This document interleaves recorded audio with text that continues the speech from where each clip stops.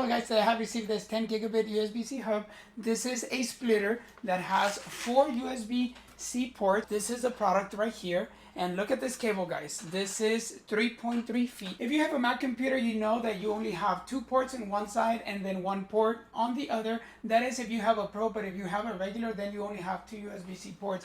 This is why you need a splitter like this. This is a fast Type-C splitter, and it will actually give you the ability of adding 4 more ports. So if I just simply connect this to my Mac, this one port, I'll be converting it to 4 Type-C ports, okay? Now I'll be able to connect my phone and charge it. Also, I'll be able to connect my hard drive. I'll be able to connect, all my devices at the same time. Now this cable being this long is gonna give you a lot of conveniency because you're gonna be able to put this hub, anywhere you want around your desk, not necessarily around your computer, but you can actually extend it anywhere you need it. I'm gonna be able to have fast access to all my files.